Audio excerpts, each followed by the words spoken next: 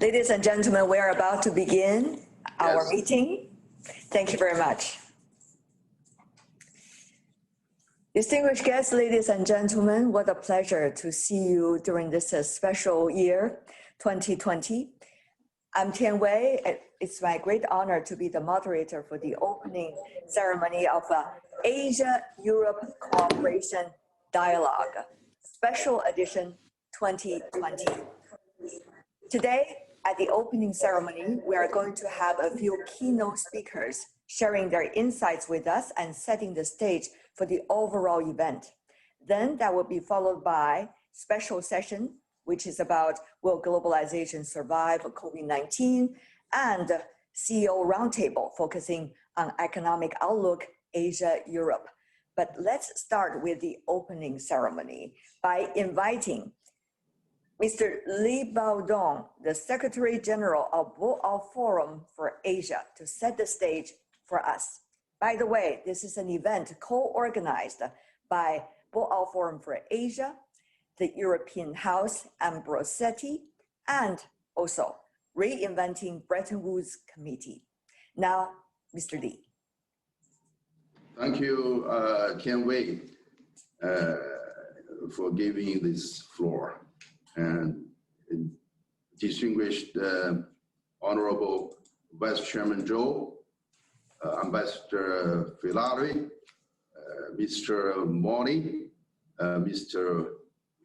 UZAN, ladies and gentlemen, on behalf of the Boao Forum for Asia, I would like to extend a warm welcome to you and to speakers and the delegates of the Asia-Europe Cooperation Dialogue. Had it not been for the ongoing COVID-19, we would have been able to meet in person in Europe as planned. As with most international conferences, this one has to switch online as well. The virtual form, however, hasn't dented the significance and the value of the dialogue between Asia and Europe, particularly at a time when the world needs more communication and exchanges, not less. Thanks to the efforts of our co-organizer, the European House Ambrosetti and the Reinventing Bretton Woods Committee, we are able to put together an impressive lineup of speakers and the panelists to make a virtual meeting substantive enough. So this dialogue has been going on for 3 consecutive years, each year with different challenges and different focuses. The previous 2 dialogues we held aimed at raising unilateralism and protectionism by bringing together thought leaders from Asia, Europe. We were able to send out clear-cut messages in supporting multilateralism, free trade, and globalization. More specifically, we had together explored innovative ways of promoting cooperation between our 2 continents. And now, the pandemic. Though this is not the first time mankind is plagued by a virus, none could match this one in terms of social, economic disruption and human sufferings. We are well on our way towards one of the worst recessions since the 1930s. Global infections, as we speak, we have gone beyond 60 million, over 1.4 million lost their lives. What shall we do in the face of such dual challenges, with unilateralism and protectionism on the one hand, and global crisis like no one on the other? More specifically, what can Asia and Europe do together to lead the world out of this difficult situation? The answer is clear: it's cooperation. Asia and Europe share the belief in multilateral approach towards the challenges we face. A from sustainable growth, climate change, to the ongoing pandemic, ranging much of the world. So we have worked together effectively with concerted efforts under the framework of ASEAN. Good progress has been made in macro policy coordination, innovation, digital economy, and smart cities, in infrastructure connectivity, in trade and investment facilitation. Asia-Europe cooperation is being further fueled by the Belt and Road Initiative. It is a global public good that brings along the broadest possible countries and stakeholders. By working together, we will grow together and stronger. There's no smooth sailing so far as we can see. However, the sky is not always blue. There are certainly times when Asia-Europe cooperation may be overshadowed by clouds. So this is the case in recent years. As countries and politicians turn inwards and more protectionist, there is a growing risk of de-globalizing the world economy. Intensified trade frictions between the United States and China have caused global trade and supply chain dearly and spill over into the field of technology. So I've heard the talks of decoupling. So there are now attempts to turn the cooperation in technology into a bloody political background. When American sneezes, the world catches a cold. Pressure and strong lobbying from the United States as a result of policy America First has indeed made impact on the attitude and stance of some in Europe. China-Europe cooperation, for instance, has been interrupted with agreed projects put on hold or canceled. Unjustified concerns are cited for blocking Chinese investment. So there are attempts to redefine the relationship. So this is very, very dangerous. And that could result in a so-called Cold War. And encouragingly, the good news is that, so far as I can see, that the fundamentals in our relationship remain sound and healthy. Strong complementary mentality of our two economies hasn't changed. Commitment to globalization, free trade, and multilateralism is still there. The need and the urgency to work together has not only increased with the pandemic. The communication and exchanges at all levels have carried out on in all ways possible. Leaders continue to meet either in person or virtually, talk and agree. Dialogues such as one we are having today help build the broadest possible consensus. Cooperation remains the only choice and the only way forward for our two great continents. The room for cooperation is wide, the potential is great. The most immediate priority is Asia-Europe cooperation in fighting the virus. This is an unprecedented crisis. No country is immune to it. No country is fully prepared. There are both lessons and experience for Asia and Europe to share with each other as countries are faced with a second wave and climbing, as just Chancellor Merkel said yesterday, we may face this third wave of the virus. And now also the death tolls are very high. So it is all the more necessary for us to coordinate policies, share, learn from proven practices, and work out effective treatment and medicines.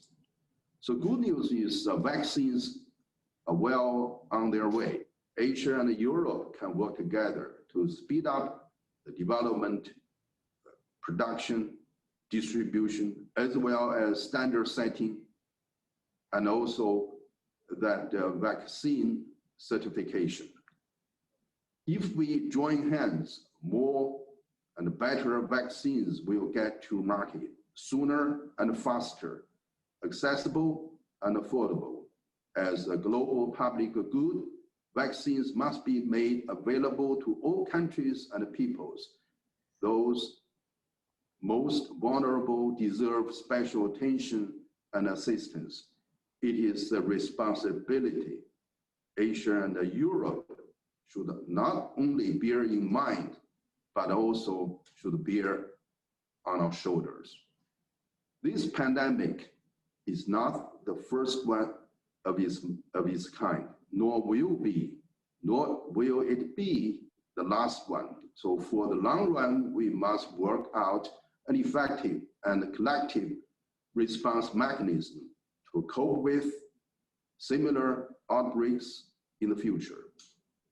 From early warning, identification, emergency responses, to healthcare system preparedness, global leadership and governance cannot be missing again when the next pandemic hits. Economic consequences must be addressed. Asia and Europe represent over 60% of the world's economic output. Our cooperation has global significance and implications. To prevent a free fall into a Great Depression, Asian and European leaders need to coordinate their macroeconomic policies before the private sectors can catch up. Physical monetary stimuli must remain in place carefully, and the premature exit would only turn our previous efforts futile. Global economic and financial architecture need to be reviewed, reinforced, and reformed. Multilateral institutions such as IMF and the World Bank have proven their value in safeguarding financial stability and promoting inclusive development. The WTO lies at the core of globalization, free trade, and rules-based multilateral trading system.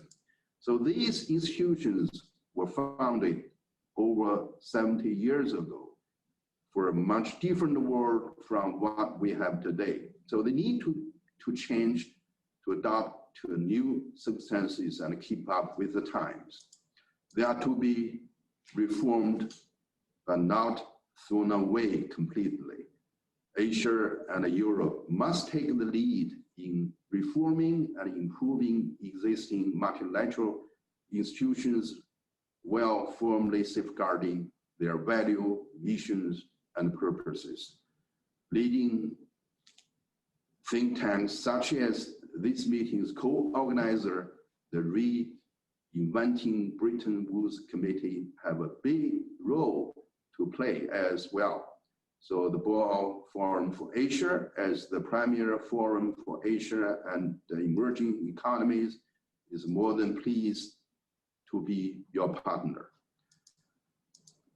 A multipolar world calls for the engagement and cooperation of all stakeholders, including the United States.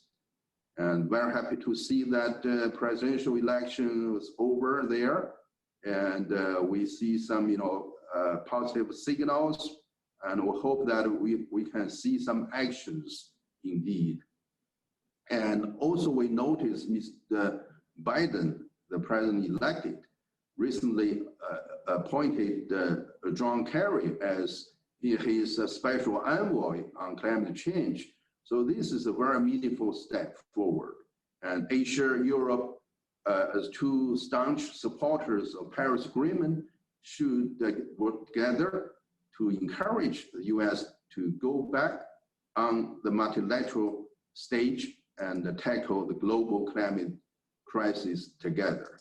We, Asia and Europe, have so much to work together on, from the fight against pandemic, reopening and the recovery, reform of multilateral institutions to climate change, sustainable development goals of the United Nations. So this is a heavy and ambitious agenda.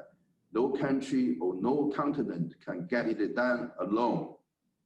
Focusing on problems, focusing on negative things, you will get more problems. You'll get anger, frustration, and quarrel.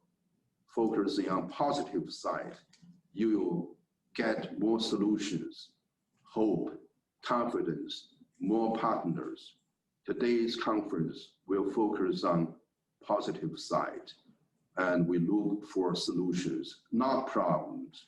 We'll work together, seek solutions for open, inclusive, balanced, and win-win globalization, an improved rules-based multilateral trading system, an innovation-driven sustainable growth, and a shared future that balances all of us. Looking forward to your vision and insights in this regard. Thank you very much. Thank you so much, Secretary General Li Baodong of the Boao Forum for Asia, setting the stage for us. You talk about the common grounds and also the positive momentum that we should all focus these days on, particularly at the time when the world is challenged by the global pandemic, the economic suffering, as well as, of course, the geopolitics. You talk about coordination. That's the word you use so much in terms of China-Europe cooperation, and particularly in several areas: pandemic, the global economic and trade issues, safeguarding the global mechanism, and last but not least, climate change. We're looking forward to more in-depth discussion with other participants later during the session. Thank you so much, Secretary General Li. Now let's move on to our next speaker for the opening ceremony, Valerio de MOLLI, who is the CEO and the Managing Director of the European House Ambrosetti. Mr. de MOLLI. Thank you. Thank you, Madam Moderator, Chairwoman Kiam Wei. Thanks for introducing us. Thanks to our friend, Secretary General of Boao Forum, Mr. Li Baodong. I appreciated very much your introductions and your nice words. We are very pleased to be your partners for this Asia-Europe Cooperation Dialogue, third edition of our discussions. As you rightly said, we are fighting for solutions and not outlining problems. And we think and we believe that these efforts we are doing together with many institutions and a number of CEOs and experts will provide some food for thoughts for the future dialogue. Let me also thank our friend Ambassador Luca Ferrari, Ambassador of Italy to China. We are very proud having you on board, and we are very happy and honored about the work, the incredible work you are doing in China to create more and more bridges towards Europe and Italy in particular. And thanks also to the Executive Director of the Bretton Woods Committee, Marc, for being on board. Finally, a few other thanks to the Vice Chairman of the Boao Forum, Mr. ZHOU Xiaochuan, who participated in other editions of our Chernobyl famous forum, to our friend Jacob Frenkel, who will intervene in the future panel, in the next panel, our friend Giovanni Tria, former Minister of Economy and Finance of the Italian government, and the Undersecretary of the Italian government, Michele Geraci, and finally Klaus REGLING, of the stability mechanism, the European stability mechanism. Many thanks also to my colleagues, Paolo Bozzata, who will intervene in the last panel of this event, and Mattia Marino, the Managing Director of the European House Ambrosetti China office. A few words about us.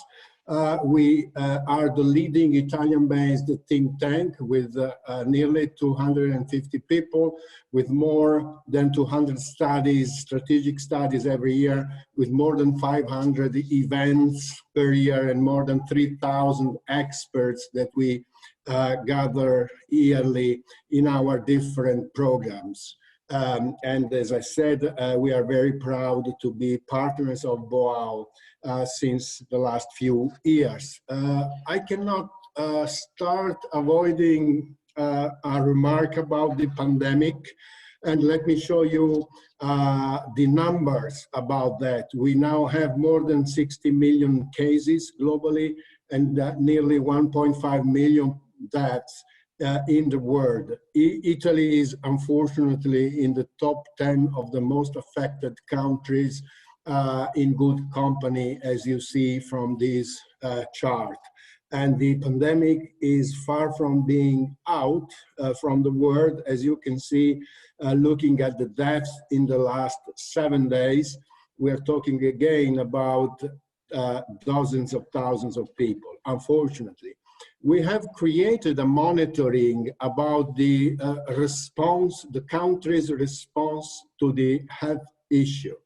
And our response monitor for the first wave positioned the Italian government as the leading government in the world for the capability to manage the strength of the wave. This is a very complex indicators which gathers a number of KPI, and we create a synthetic index to measure the responsiveness capabilities of the country. And as a matter of fact, if you look at the next slide, the days passed after the first country hit 1,000 cases per day put Italy among the most virtuous countries on earth. We excluded China from this monitor for obvious reasons. China has been the leading country in managing it through, as Mr. Baodong rightly outlined earlier. But the evidence of the socioeconomic impact of this pandemic has been literally dramatic. If you look at the IMF forecast for the global economy this year, we are supposed to have a world GDP decreasing 44 times worse than the previously worst event ever in the history of humanity.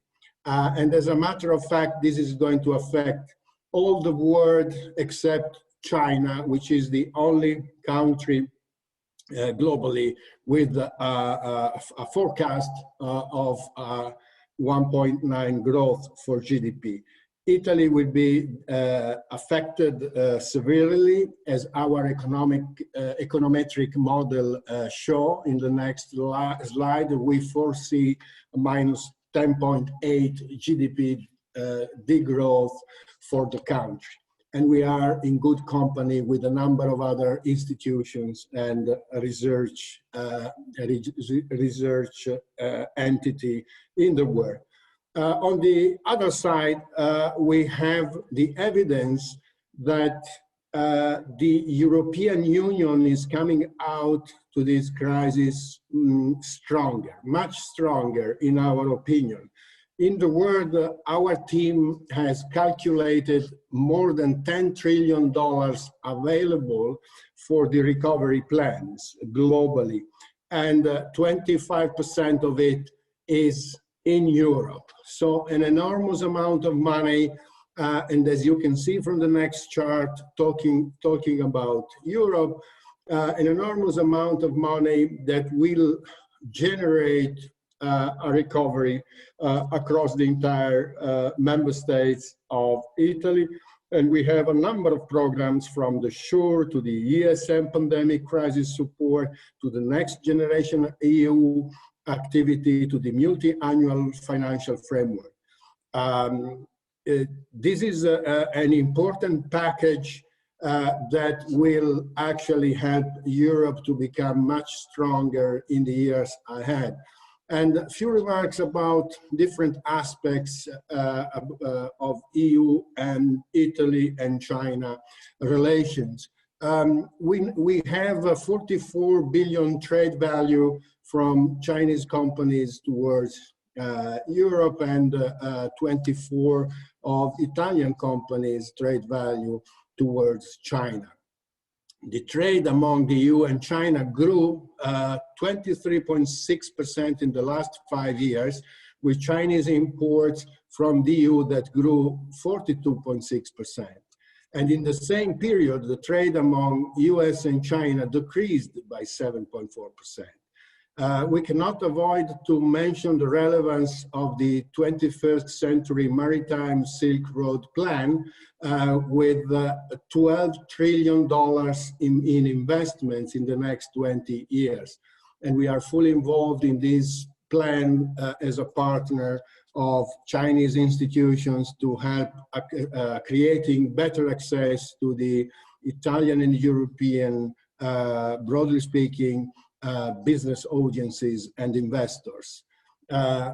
This is affecting trade, technology, science, economy, and we foresee very rosy perspective in the coming years. And let me outline what is not necessarily renowned and understood, the reasons why Italy is deeply alive and kicking despite all of the many problems. We are the first leading country in Europe in terms of number of manufacturing SMEs. We have the double than France and the double than Germany, just for you to know. We are in the top world 5 countries with manufacturing surplus over $100 billion, and second super manufacturing power in Europe after Germany. If we look at the trade performance index in 8 sectors out of 14, Italy is in the leading top 3 positions in terms of market shares for specific products. And 40% of the so-called super specialized manufacturing provinces in Europe are from our country. Again, we are the leading EU country in numbers of references per researchers, and the first country in the world as number of scientific publications signed by Italian scientists in the last 20 years. This is an incredible result and an incredible outcome of our quality of the university system. We are number 1 in Europe for recycled waste, and we are 3rd among the major Eurozone countries for lower greenhouse gas emissions. If you look at the agri-food value added from the Italian value chain, we are talking about 64.6 billion euro, and this is twice the number of the entire automotive industry of France and Spain combined, or the double of France, Germany, and British aerospace sector. Huge amount of value and quality and number. We are the leading country in the world for UNESCO sites and the most attractive country of all pre-pandemic in terms of culture, lifestyles, and quality of life. Number 1 country in Europe for health level of the population, and the first in the EU for the production of the life science products, ahead than Germany. And we also are, in terms of net wealth of the Italian families, among the highest in the world, 8.4 times the disposable income of the family. Much higher than Germany, for instance. And let me conclude now with the last message. Mr. Baodong said that we are working together, and that is very nice. And I want to remember Henry Ford's famous phrase, coming together is the beginning, keeping together is progress, working together is success. I do hope we have great success in this working together attitude, the European House Ambrosetti with the Boao Forum Cooperation Dialogue. Thanks a lot indeed for listening. Thank you so much, Mr. De MOLLI from the European House Ambrosetti, briefing us about what Italy has been doing over the past year in terms of battling the pandemic, and just as importantly, about how China and Europe, its trade and other ties actually could be a great momentum for us to see the potential if we could go through this difficult period of hiccup, quote unquote, the global pandemic with the help of the vaccines. You talk about working together, and we are exactly working together today for this special China-Europe cooperation dialogue. Thank you. Now let's invite, I guess, your friend, who is also a longtime friend of ours, Luca FERRARI, who is the ambassador of Italy to China. Mr. Ambassador.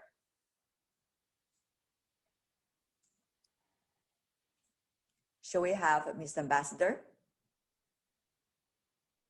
Hello, Chen Wei. Can you hear me?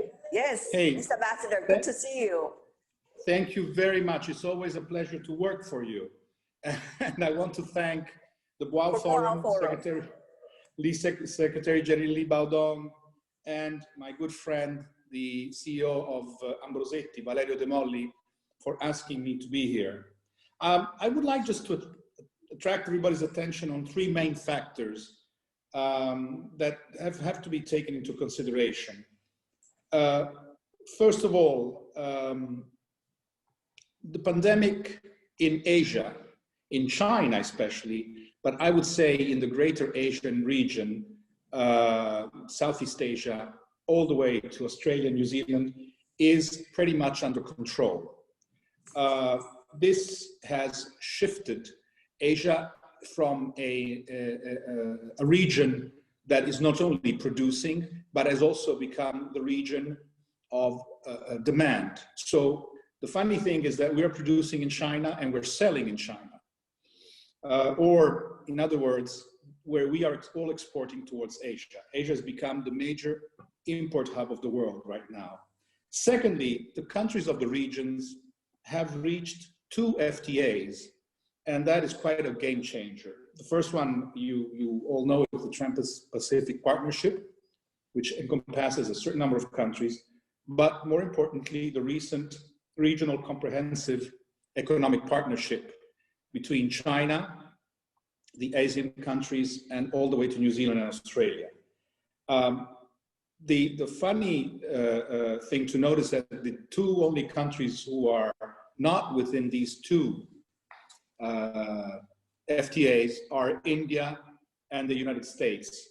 And I'm just wondering how long they can stay out of them. Thirdly, if we look at econometric models, or we just read what major economists are telling us, world growth in the next 10 years will be guaranteed, 1/3 of world growth will be guaranteed by China on her own, another 1/3 by what we could call the OECD countries, and lastly, another 1/3 by the rest of the world, with Brazil and India into that. So I think when we talk about collaboration with Asia, we have to start taking into consideration these 3 factors. Secondly, 2021, because we're coming out of 2020, which has been a very difficult year for all, as Valerio just underlined. 2021 is a year that will see Italy as a key player on the multilateral stage. Not only will we host the G20 presidency, but we will also host the Global Health Summit in close collaboration with the European Commission, and we will co-chair the COP26 climate conference with the UK. We will undertake this pivotal role, being aware of the responsibilities that it entails. Our efforts will be inspired by the strong belief that the pandemic, which has so greatly affected our lives, can and must be turned into an opportunity to change for the better. We cannot aim at getting back to the old normality. We must all roll up our sleeves and work together to deliver a better normality to live in for the whole global society, a fair, just, sustainable, prosperous, and resilient normality. This view is the view that inspired Italy in choosing the 3 Ps as an interconnected pillar of our common action in the upcoming G20 forum. With people, planet, and prosperity, Italy wants to convey a clear and strong message. In order to pursue a new prosperity, we have to take care of people, the planet, in a holistic fashion and establish a better balance between them. This, Italy strongly believes, can only be achieved through a multilateral action. The pandemic has demonstrated, once again, a clear truth. Local problems can swiftly become global challenges, and global challenges need global actions and solutions. Thus, the G20 has become probably the important stage to solve our global problems, and hopefully we will live up to this role.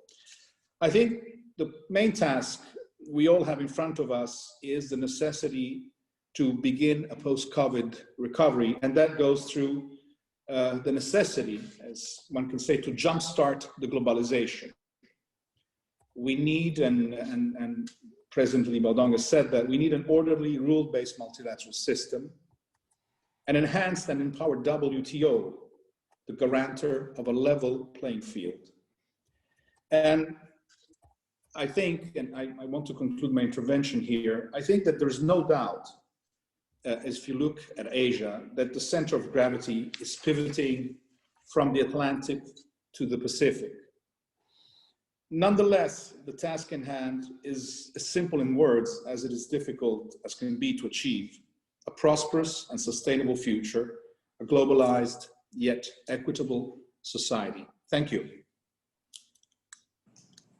Thank you so much, Mr. Ambassador. It's certainly wonderful to work with you in this setting of a Boao Forum, Ambrosetti, and of course the Reinventing Bretton Woods Committee. You help us to understand the important role of Italy in terms of a G20 agenda, as well as some of the other global events for the coming year 2021, when the world is just recovering from the pandemic. And you also mentioned some of the latest development of world changing fast, Asia becoming an importing hub of the world, and trade mechanism RCEP and CPTPP being signed. And thank you for mentioning reset and restart of our economy and of international cooperation. That really reminds me of 2 keywords also Secretary General Lee earlier mentioned about effective and collective. Thank you, Mr. Master, as always. Thank you. Now let's move on to our last speaker for the opening ceremony. Marc, who is the Executive Director and founder of the Reinventing Bretton Woods Committee. Marc, good to see you. Please go ahead. Thank you for your work. Thank you very much, and welcome everyone. Let me first at the outset thanks the Boao Forum for Asia and the Ambrosetti Forum for having us to be part of these important sessions. And I would like to echo what Secretary General Lee Baodong said at the beginning, a call to revitalize multilateralism. I want to thank first, as I will be pleased to moderate the forthcoming session, all of our speakers who have accepted our invitation to join and participate around the world, but also to echo what you said when you talk about reset and restart, revitalize, and we can call also reinventing. Yeah, it's time maybe to reinvent multilateralism at this moment where COVID-19 has transformed the world. As Italy will be sharing next year G20, I wanted to remember our audience, that the G20 was created in 1999 because the global economy was facing a series of financial crises that become more frequent and more severe. You remember the emerging market crisis of the 1990s that was created as a finance minister level, the G20. And I will suggest to Italy, who will be sharing the G20, that maybe a similar process will be needed at the health ministers level to create a crisis prevention tools, bringing together health ministers to make sure that the pandemic that we have been facing over the last few years will become also less frequent and less severe. Yes, COVID-19 has transformed the world. What might be the world after the pandemic be like? What might be the path for global recovery? how much of the integrated global economy will survive, and is globalization will be modified? That would be, I think, the topics that we are going to discuss in our forthcoming sessions. As Mr. Valerio de Molli mentioned in his presentation, government and central banks have already committed almost $19.5 trillion since the virus erupted to put a floor under the global economy. Governments spend almost 12 trillion in stimulus measures, and central banks chip in almost 7.5 trillion to soften the economic impact of the pandemic. But despite all of that, the global economy is suffering the worst recession since the Great Depression. Economic activity and employment in large part of the world, including in the US and Europe, remain well below levels since the pandemic hit. As policymakers around the world are gearing up in crisis mode and taking important decisions to save the national economies, one thing is certain: the world economy post-COVID-19 will be altered dramatically, more than the aftermath of the Great Depression in the 30s and the Great Global Recession in 2008. In this context, globalization is widely perceived to be at a crossroads. The long acknowledged benefits to economic growth, poverty reductions, and consumer access to goods at lower prices have given way to growing public skepticism out of concern with job losses, deindustrialization, and inequality. Such skepticism has been aggravated by a string of international financial crises that have heightened unemployment and public debt in many countries in recent years, as well as concern about the loss of national sovereignty. COVID-19 have just magnified these trends, and that were already in existence. World trade was slowing before COVID-19. Multilateralism was already in crisis. Trade agreements were replaced by trade wars and technological war. So the panel that we're going to have today will bring together, I think, the main thinkers on this topic, who will speculate if globalization of the 1990s and the surge of world trade that coincide with substantial economic convergence is coming to an end. Are we going to shift to a period of deglobalization, or slowbalization, or modified globalization? I think this is a stage for the forthcoming discussions, where we are going to have numerous speakers from all over the world, from Europe and Asia, and clearly even we have this Asia-European dialogue. I think the call to revitalize, to reinvent, for reset, to build back better will be on the agenda. Thank you, and I give back the floor, I think, to our moderator, and I will be happy straight away to start the conversation with our speakers. Thanks.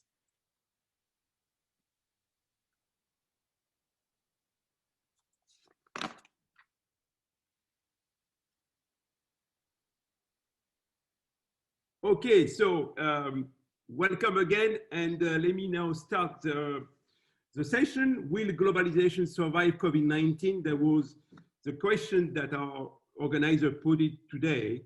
Let me introduce our speakers. Everyone will be speaking for around 5 to 6 minutes, and after we will open the floor for Q&A. So our first panelist is Governor Xiaochuan, the Vice Chairman of Boao Forum for Asia and the former Governor of People's Bank of China. Shamjan Akhtar, the former UN Undersecretary and the former Governor of the State of Pakistan. Governor Dr. Zeti AZIZ, who was a former Governor of the Central Bank of Malaysia. Erik BERGLÖF, who has been named recently the Chief Economist at the Asian Infrastructure Investment Bank. Maximiliano Castelli, the Head of Strategy and Advice at the Global Sovereign Markets at UBS Asset Management. And Maximiliano, in fact, wrote a very interesting study on exactly the title, Will Globalization Survive COVID-19? Jacob Frenkel, former Governor of Central Bank of Israel, the Chairman of the Board of Trustees of the G30, and also the Chairman of the Board of the Frenkel-Zuckerman Institute. Jacob, welcome.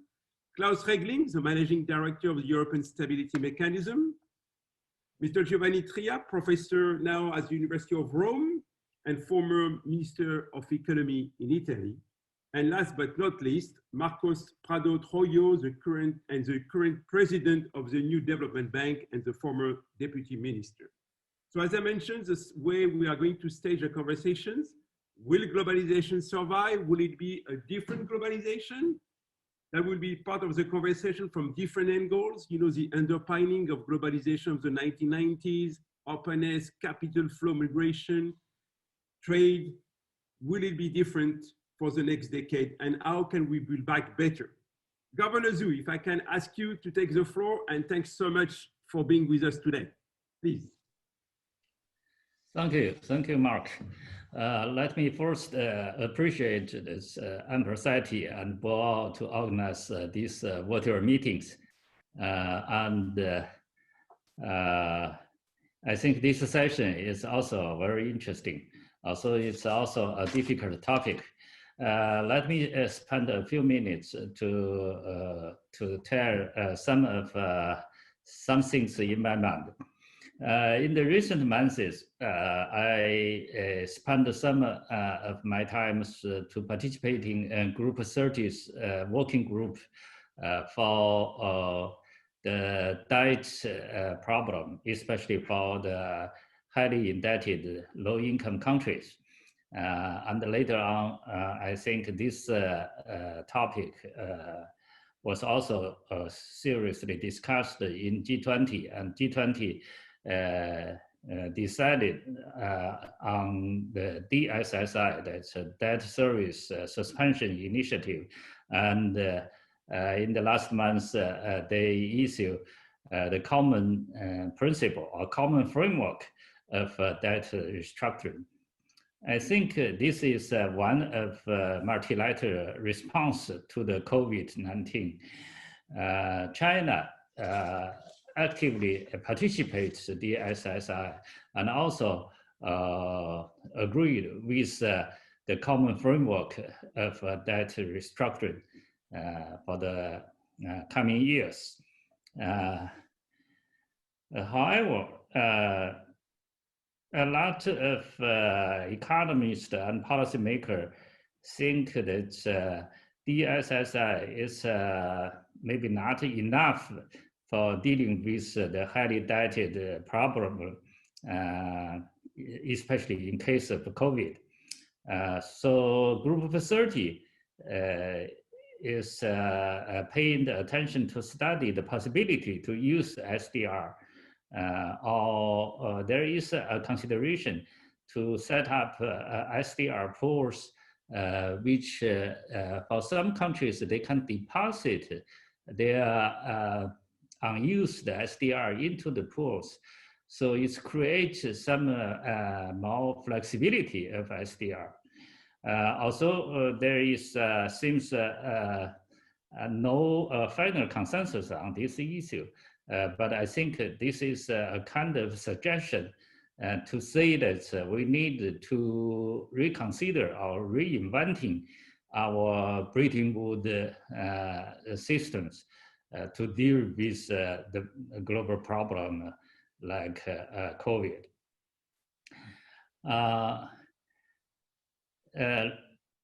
But observing those of country dealing with the COVID, we all know that many countries use quantity extension, and there's quantity easing and fiscal deficit to provide the assistance to the economy. But globally, we don't have this kind of function. I mean, like a central bank function and Ministry of Finance functions. So for the IMF and the World Bank, we have to collect the real money from each member countries. But we need to consider whether there is a possibility to allow the Bretton Woods Institute to have a limited capability to have a monetary expansion. So the issue is that the atmosphere of globalization up to now is not very good. And we see that a lot of member countries, they have a serious fiscal problem. Yeah, because of global financial crisis and the COVID, many countries run a serious fiscal deficit and accumulate the relatively high fiscal debt. So we need to consider that whether we may have some new ideas to lead multilateral institutions to move forward, even by small steps.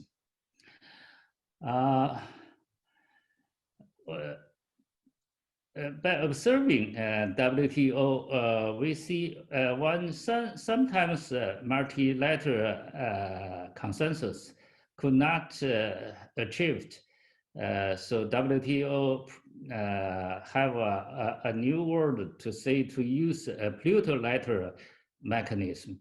So whether we could consider that in coordination of central bank functions and the fiscal functions, we could emulate the WTO that's to allow the plurilateral mechanism to set up, such as that somebody suggests to set up a special purpose fund. And this fund is only to deal with the crisis problem, such like the liquidity problem, whether that's the member country may have a currency swap arrangement with IMF or with some kind of multilateral institution, or that is also the debt relief program, or maybe in some cases, if the COVID or the other external event caused the financial stability or bankruptcy of important financial institution, then we have a mechanism and the institution to deal with that. However, for past so many years, we didn't have a good preparation for that. In organization definition, the IMF does not have this kind of capacity. SDR, a lot of people have a hope to see the SDR to play a more important roles. But up to now, the progress is quite limited.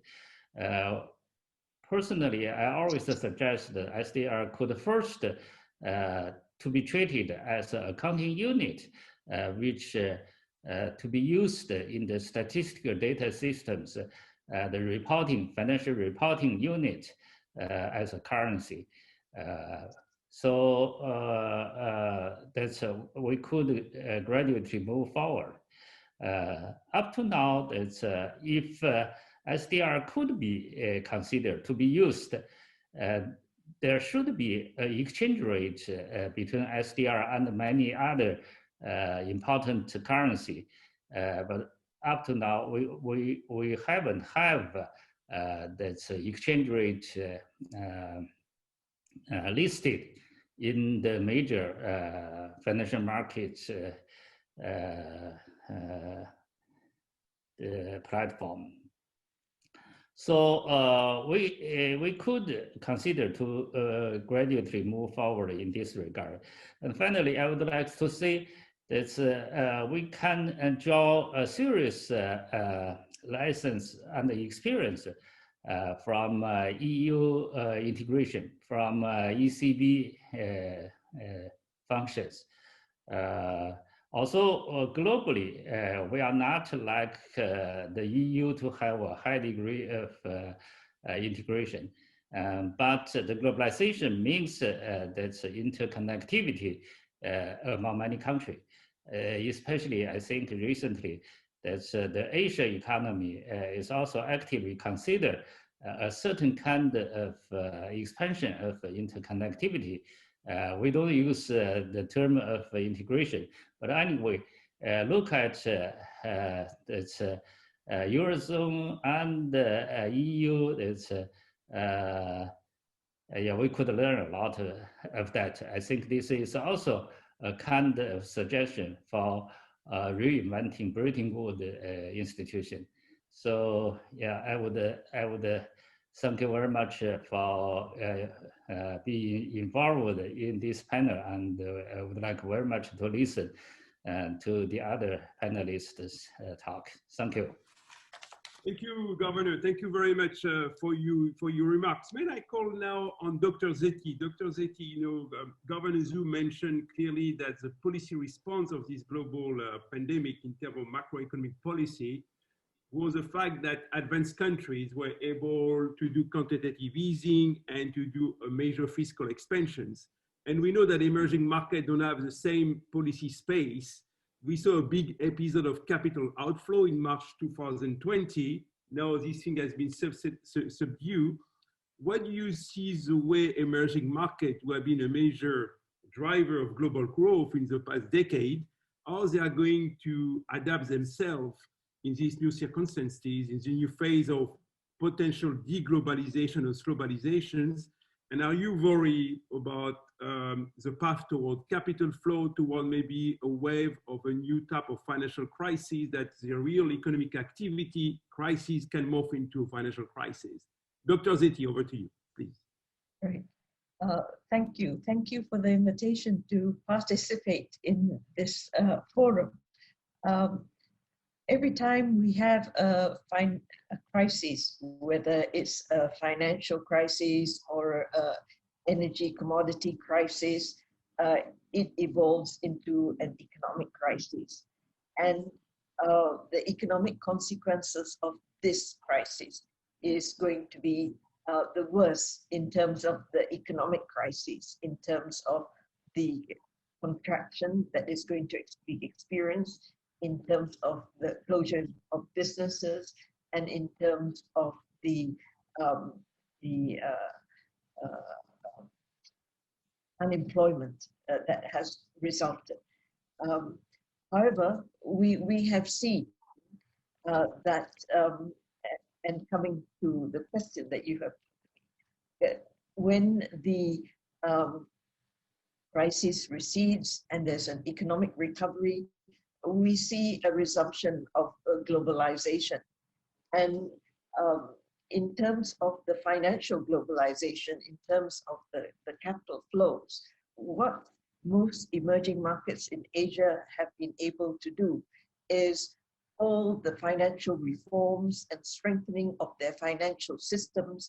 And as a result of that, they have been able to enter this current crisis, the financial systems, from a position of strength. Therefore, despite the volatility in capital flows that we have seen as a result of financial globalization, we have been able to better manage this, and it has not been destabilizing on us. So in terms of financial globalization, I think this will continue. What we have noticed is that the volumes have not increased compared to previous crises, but what has increased is the speed at which it occurs. In other words, the speed at which prices adjust in capital markets and financial markets, the speed at which the flows take place is much faster in this crisis.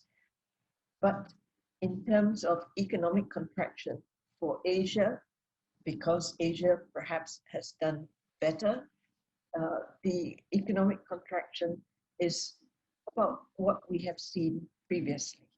In other parts of the world, we are going to see much more. And this is where it may affect globalization. In other words, all the inward-looking policies that have been introduced, and the political leadership in many countries, how do you call it, nationally inclined, nationalists, and therefore very inward-looking. And as a result, we're going to see that some impact on globalization. But even before this pandemic, you're already seeing that corporations, multinational corporations are rationalizing, closing down operations in different parts of the world, resulting in job losses and so on. So this has already happened. But will it be different this time with the pandemic?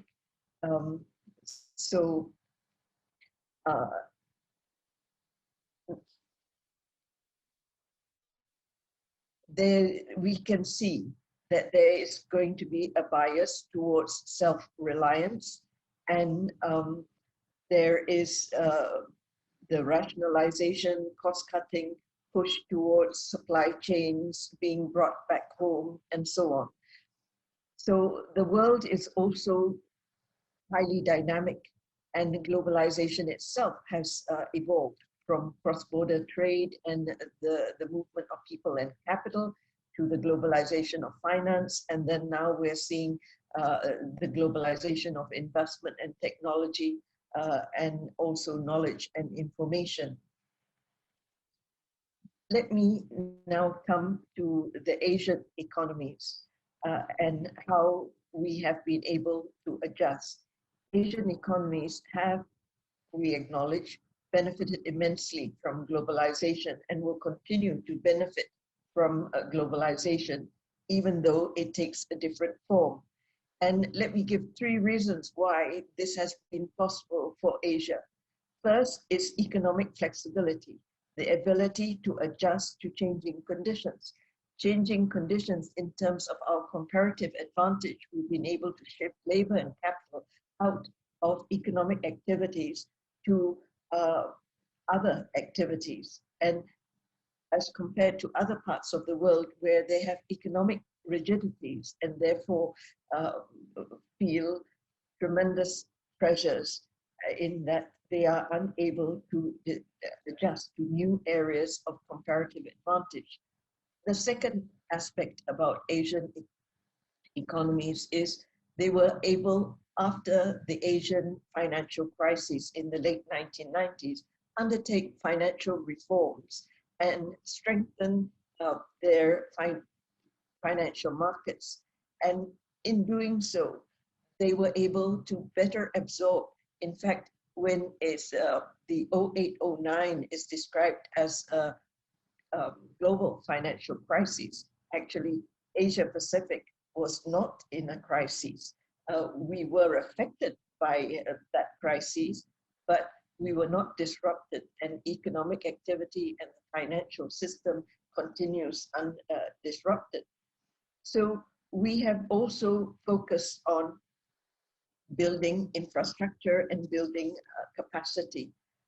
So while we talk of multilateralism, which is very important going forward for globalization, and it will continue to prevail, there will be a likely shift towards greater regionalization. Regions will become more integrated and towards building a common identity, and will enter into common agreements, and regional cooperation will be upgraded and strengthened with the creation of free trade areas and so on.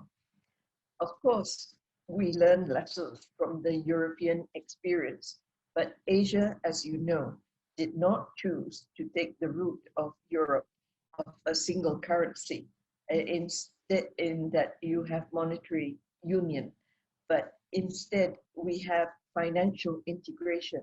And what financial integration means for us, especially the smaller countries in Asia, is that being high savings economy, these savings part of it can be reinvested in our own and recycled to our own region.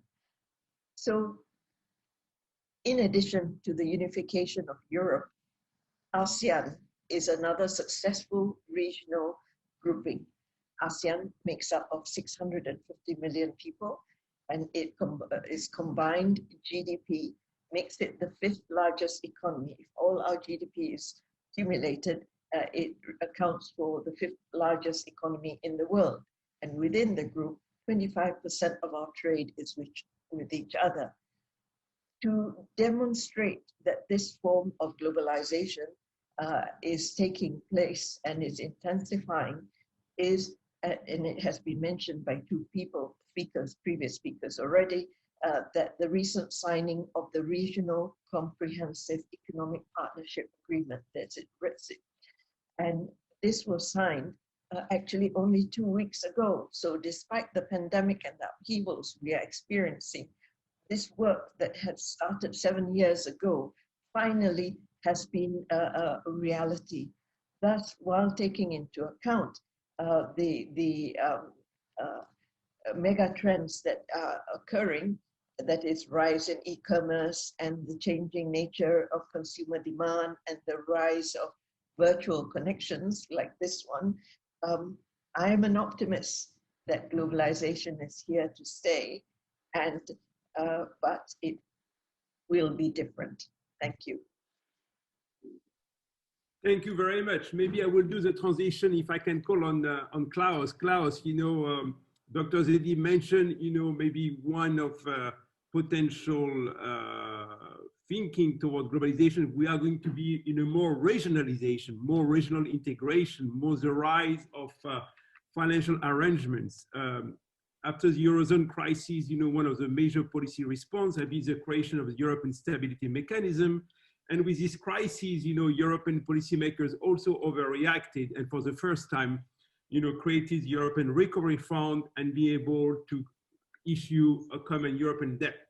So Klaus, what do you see, as you were a strong proponent for many years with the European-Asia dialogue, how do you see the next phase of globalization? Will we go to a more fragmented global economy? Will it be more regional?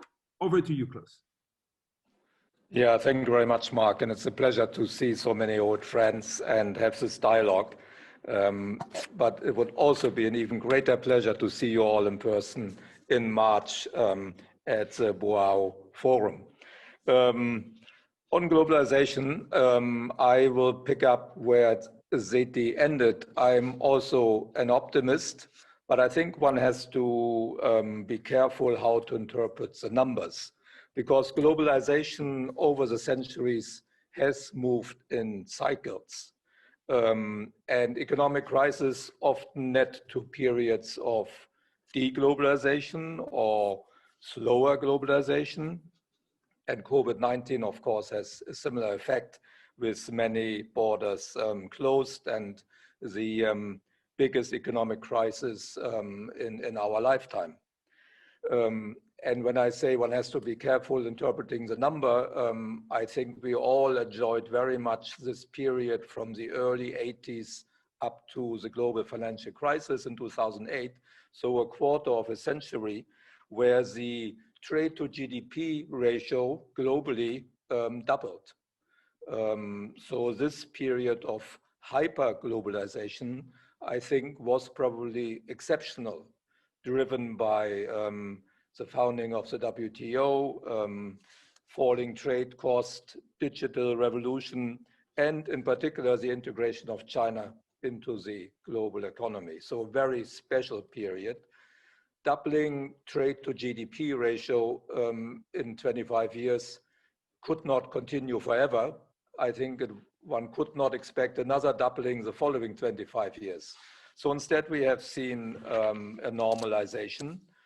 Since 2008, this ratio, trade to GDP, has remained fairly stable since. But I would not call that deglobalization. I think it's really a normalization. And what is particularly striking is that this change, first 25 years very strongly up and then fairly stable ratios, it's almost exclusively driven by China. Because when we look at the Chinese data, and you know them much better than I do, in China, the export to GDP ratio, after rising so strongly until the global financial crisis, has come down significantly since. And that explains the slowdown in the overall numbers on its own already. And I think that's a good factor, because China now consumes more than what it produces and exports less. So I think it's a a positive signal for what's happening in China. If I am worried about one element where I think policymakers around the world have to watch out, and in particular in advanced economies, is the rising inequality.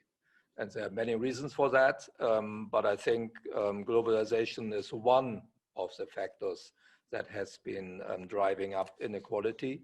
And it's also perceived to be leading to more inequality in advanced economies. I think in emerging markets that can be quite different. I think that's something we really have to be careful. Otherwise, we have seen already a backlash and that could get worse. But otherwise, I think globalization will continue. There may be some supply chains as a result of the pandemics that are shifted back, production of medicines, for instance. But I think overall, I would see it like Zeti.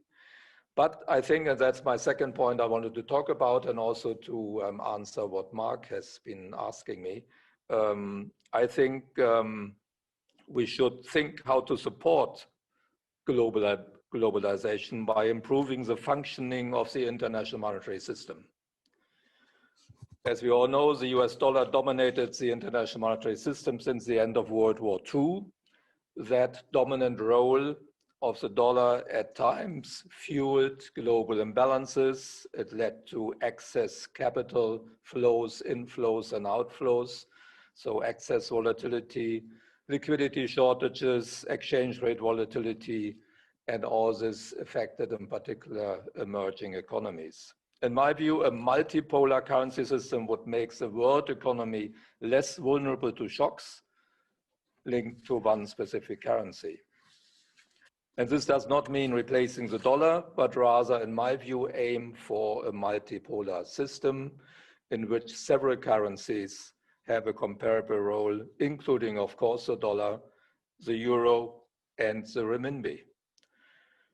Of course, this is moving to a multipolar currency system is not something that can be decided at a summit. It would have to be a market-driven process. But Europe and China can create the preconditions to make their currencies more attractive.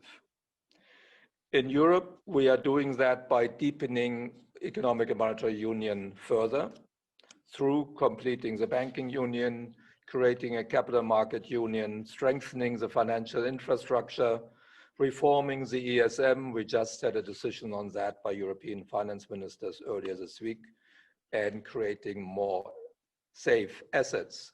And in that context, also what Marc asked about, the decisions in the European Union earlier this year to create special funds to issue more European debt is very important as a step to fight the consequences of the pandemic. But it also helps in these other aspects of having more safe assets and making monetary union function better. Valerio de MOLLI talked about that also in his introductory remarks about the different packages that have been adopted this year, and I'm happy to go into more details later in the discussion. So Europe has its homework to do, and we are in a process to make the euro more attractive for the world. And I think in China, Governor ZHOU in the past and his successor Yi Gang have worked for many years to open up the economy, including the capital account, strengthening and deepening further the domestic financial system while safeguarding fiscal and financial stability. And I think we see the success of that, the importance of the renminbi in the international monetary system is going up very strongly.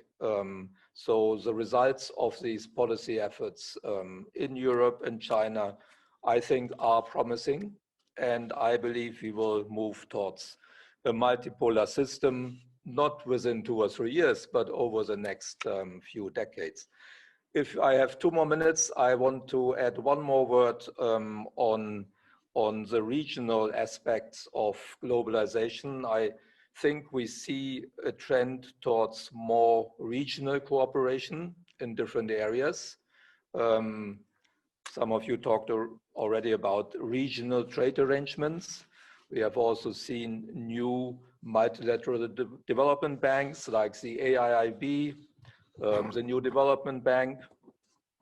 And we have seen, and that's my main point, we have seen the emergence of new regional financial arrangements, RFAs, in particular in Europe and Asia. And through these arrangements, countries can pledge financial support in times of crisis. The ESM, the institution I manage, is the RFA for the euro area.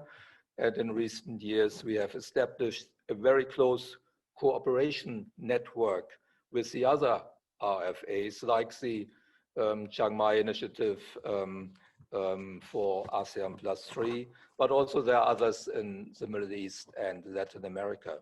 The firepower of these different RFAs combined is even slightly bigger than the lending capacity of the IMF. And that is why it's important that we have a good cooperation, which we have. We had it with Christine Lagarde, and we work always now closely now with Kristalina Georgieva. I think we can reach some synergies here by good, productive cooperation between the RFAs and the IMF. So that's also another shift in the global architecture that we can see the last few years. Thank you. Thank you, Klaus. Thank you very much. Maybe I can call on Jacob, to put the piece together so far. Governor ZHOU mentioned at the beginning of his presentation, the need, and a recent G30 report about the need of SDR allocations to do something similar that was done during the 2008 financial crisis, or whatever it takes moment at the G20 level to increase SDR. Klaus mentioned, the reform of the international monetary system, the increasing role of the euro. We talk about the rise of regional financing arrangements, the creation of new institutions like AIB, the new development bank. Clearly, we are maybe facing a change of the international financial architecture, and is maybe COVID-19 and the aftermath of COVID-19 will accelerate that trend. Jacob, over to you. Thank you very much. And like my other colleagues, I'm delighted to see you all again.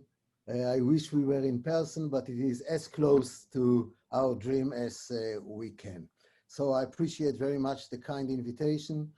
And of course, I must acknowledge the Boao organization. I see my dear friend, Governor ZHOU, who has started already today.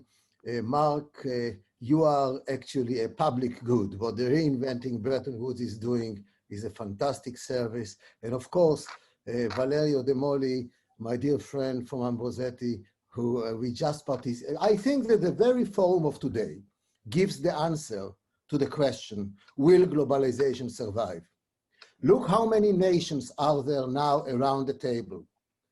Look how many activities we have been involved during the past few months of the pandemic. This globalization, in fact, has enhanced our communication, has improved our common knowledge, has increased our solidarity, has cemented our commitment. And it is in this regard, this is the simplest answer that I can give. Will globalization survive COVID-19? It has survived. Of course, it is changing its face, its expression, and we need, of course, to learn. And I like the point of Governor ZHOU speaking about interconnectivity, because globalization has created an aura of negative externalities and groups in the populations and the various kind of reactions of people who do not always know what they are talking about. But the interconnectivity is something which is more informative of what we are doing. I would like to start from a Chinese proverb that I was told many years ago by Lu Minghang. And it says, the honey is sweet, but the bee is stinging. Namely, you can have the honey, but remember, you may be stung by the bee.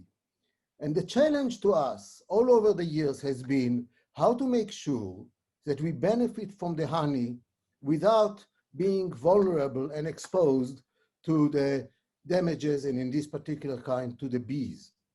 This particular crisis is unique because normally when we were talking about crisis, and Governor Zeti described it already, it was an economic crisis, a financial crisis. It emanated from the financial sector. It emanated either from a debt problem or from subprime. It came from all over the world. But the fact is that this particular one started from a completely uncustomary source. It's a health crisis. And in a way, the economic consequences of the health crisis arose from our first attempt to deal with the health crisis. The lockdowns, the closure, the closing of airports, of transportations, of stores, of factories, of businesses has created the economic crisis, but it was an unavoidable consequence of the first impact of the lockdown. But the danger always has been that the health crisis that transmitted itself to an economic crisis, it's a slippery slope. From there is a financial crisis, a social crisis, a political crisis, everything that we want to avoid. And therefore, here comes the extraordinary collection of knowledge and experiences around this table that can help us to understand what can and what cannot be done and what should be done. And Governor Zeti has already reminded us that one of the reasons why Asia was spared from the 2008-2009 crisis is that, and I will say in quotation mark, it was lucky to have had their crisis years earlier. And it is in this regard, they recognized the issues, they built the financial sector, they did what they needed, and indeed, as a result, things were much better. But in this particular case, health and the pandemic does not recognize borders. So first of all, we need to understand that globalization now deals with issues that do not recognize borders: climate, carbon, health, science, technology, knowledge, information, computation. All of these things do not recognize borders, and as a result, the answer of will globalization survive? Of course it will, because climate is global, health is global, science is global, etc. But we need to make sure that the sweet honey does not come with a painful bee. I'll come back to the economics. First and foremost, as we have discussed during the past year, we are focusing really on the short run, like is appropriate, because we are dealing with a crisis. But let's remember that there are mega trends and mega issues and mega challenges that have been with us before the crisis, will stay with us for after the crisis, and in a way, our dealing with the crisis is creating a more challenge for the future. Let me just give you an example. I remember when we were in Davos just in January, before the crisis emanated, what did we talk about there? And when people went to the BIS, what did they talk about there? They were talking about the debt, the very large volume of debt. They were talking about protectionism, about the trade war, etc. They did not talk about health. They spoke about climate. And now, as we will come out of the crisis at some stage, we will have much larger debt, much greater rhetoric about protectionism and about fragmentation, and many of the challenges that were before will be with us. And our challenge, therefore, is to ensure that we are coming back to normal. There are some mega trends that are always to be kept in mind. It's a matter of the last 30 years already, and absolutely more in the past 10, 15 years, that the weight of the developing countries in the world economy has increased significantly, and the weight of the industrial countries has diminished. We spoke about international organizations. They do not always reflect the commensurate changes that is required, given the changes in the center of gravity. Furthermore, life in the past, when it came to integration, was simple because it was trade. And as Governor Zeti reminded us, today most of the contacts are in the financial era, which are moving much faster and are requiring new tools and even greater machinery of international global frameworks for regulation, supervision, and the like. The concept of the Financial Stability Board, the concept of the organizations that Klaus is heading, the concept of the BIS activities, those concepts were not active in the distant past, and now they are becoming the center stage. How can we activate them in the best way unless we have the global arena and the global machinery? And the ambassador started already at the beginning to say that global challenges require global solutions, and global solutions require global machinery. And global machinery must have good mechanics and technicians and visionaries that can see how to activate it. This is where the comment of Governor ZHOU was so important about the potential role of the SDR. It is not just politics. It is really fundamental economics. We cannot be putting everything on politics. That's one of the tragedies of the past few years, where the trade war and the trade debates that generated themselves into political skirmishes, and that's where we were destroying public goods. Public good is trust. Trust is essential for the world of solidarity. Solidarity is key in the global arena, and we have lost it, and one of the changes that we need to keep in mind is to bring it there. There is another dictum, which is in 2009, it was the only year since we collected statistics that the volume of trade in the industrial world has shrunk. And 2009 is also the only year in which growth in the industrial world has shrunk. This correlation should be kept in mind all the time. If you are going to destroy trade, you are going to destroy growth. And indeed, as we look at this current crisis, we have a very similar danger. In 2020, as the IMF has just reported, both growth is negative and trade is negative. The forecast of the IMF is that we are going to see an uptick, but the fact that we forecast it does not mean that it's going to necessarily happen. We need to work hard to make it happen. Let me just say that all of this means that globalization or interconnectivity, as the Governor ZHOU mentioned, is both a challenge and an opportunity. It is a challenge because we have had a lot of disruptions, and it is an opportunity because these disruptions enable us to accelerate processes that have been already in the pipeline and that are essentially desirable. The process of digitization would not have been so advanced without this current crisis.